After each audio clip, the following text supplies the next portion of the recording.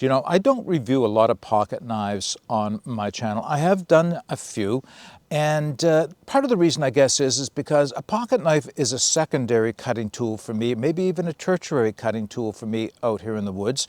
I rely primarily on my belt knife, my saw, my axe at times, a large knife. Pocket knives, not so often, but recently the company QSP reached out to me and offered to send me a pocket knife.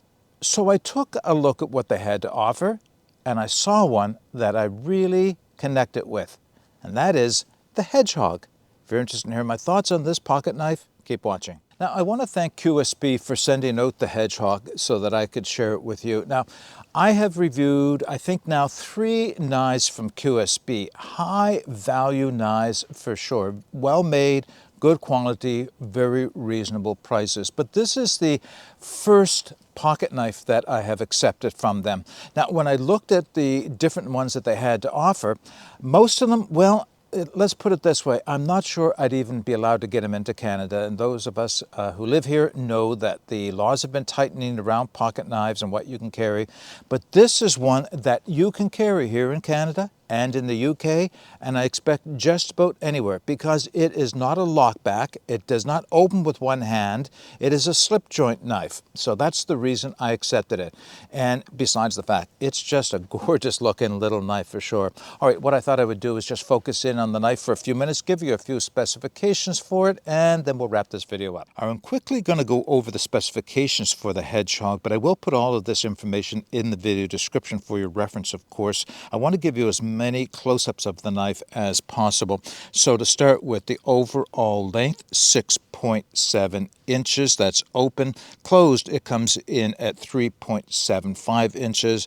The blade length is 2.92, so that's under that magic 3 inches. For many countries, that's the limit they're allowed to carry for. Now, the blade thickness is 3 millimeters, so it's reasonably thick, but I'll talk about the blade design in a few minutes' time. The weight, 3.4 ounces. Now, the steel, great choice for what this knife is. 14C28N stainless steel. You know, certainly not a super steel, but you're only paying $80 for this knife, so you have to keep in mind that that is a great steel for a functional pocket knife, especially when you look at everything else that this knife has going for it. That steel is hardened between 59 and 61 on the Rockwell scale.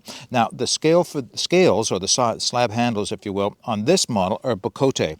Now, it had some other options as well, but man, look at that. That is just beautiful. Do you think that's maybe the reason why I chose this version of the knife? The other thing I'll say about it is this is a Spearpoint design blade, but they do have some other blade designs. I think one is a Tanto. So whatever it is that you like, I'm sure they have a model to look at. Let's just take a look at the blade for a moment. So you can see it has what's often referred to as a nail nick here. It's quite big. It's quite helpful to get in open and closed. It is Spearpoint, as I've said before. And there is a bit of a swedge, like a not unsharpened swedge along the edge here. Not that that's important. It's more of an aesthetic. But, you know, I did find it helpful for doing the tasks that I have been using this knife for, such as opening boxes, envelopes, so anything that you need to get under. Believe it or not, that actually does make a bit of a difference, getting in under things like lips of boxes to open them up. Now, the blade is hollow ground. It took me a bit of time to recognize that. You have to kind of hold it in the light. See if I can catch the light here. But it's a very shiny, shallow hollow ground. And it does go from the spine right down to the edge as well. I think I can give you a bit of pocket lint on this one as well. The QSP symbol on this side. And very small at the top up there, the 14C28N steel designation there. Bocote, you can see it where it's held on by some small Allen screws. Solid stainless steel, liners and bolster. It does have a lanyard hole. I just threw a little knot on it, and I'll show you the reason why in a minute. It has to do with how I get it out of my pocket. And as I mentioned, this is a slip joint knife, not a lockback knife, so it has a very stiff spring on it. So I don't worry about this closing up my fingers unless, of course, I'm doing stabbing or something that's going to make it close, but otherwise it doesn't. Now, I just want to show you this because I think if anybody gets their hands on this, they're going to appreciate just how strong this is.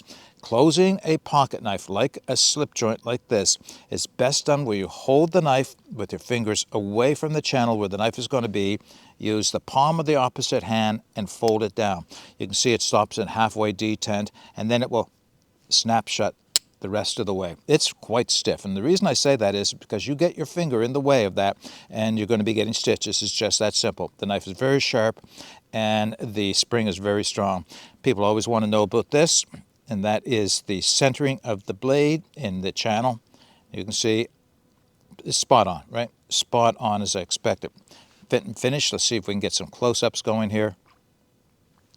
They're smooth. I can feel no edges anywhere on this.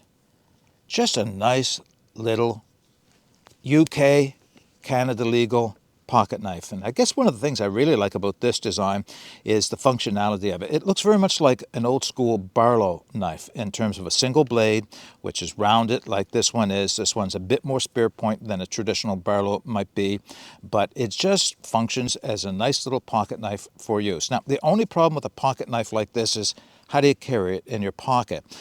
You can drop it right into your pocket. It'll go down to the bottom. That's not the comfortable way for me to carry it. So you can get a little belt sheath for it, but I'll show you what I made up for. I didn't make it specifically for this one, but I made it for knives of this size. Let me just grab that.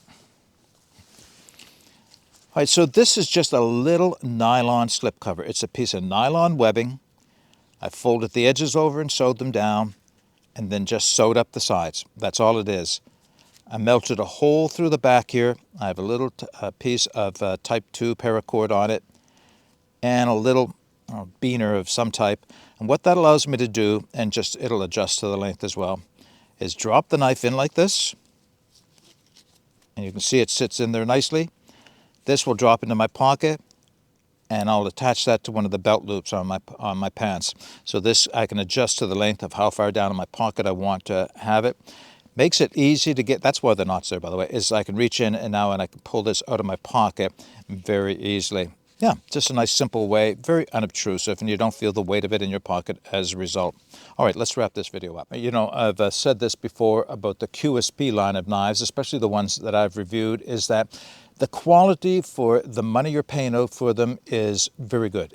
They are high value knives, well made, well designed, good materials, flawlessly put together. That's about all you can ask of a manufacturer, and this knife is no difference. This is just simply a flawless, good-looking little pocket knife that's very functional. You know, a lot of people would recommend taking a pocket knife with you out in the woods for all the small tasks so that you can leave your belt knife in its sheath.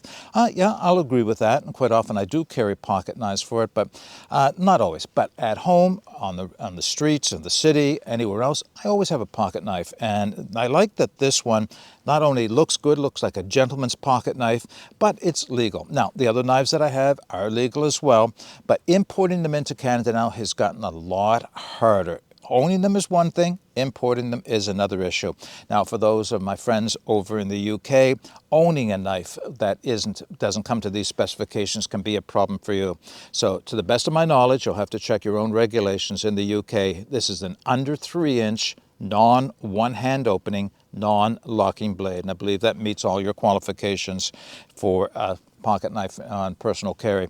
All right, I'll put the links to where you can take a look at this and on the QSP website if you're interested, as well as the specifications for it. But if you have any comments or questions, then put those in the comment section. But until next time, get out and explore and take that path less traveled, because it will make all the difference. Bye for now.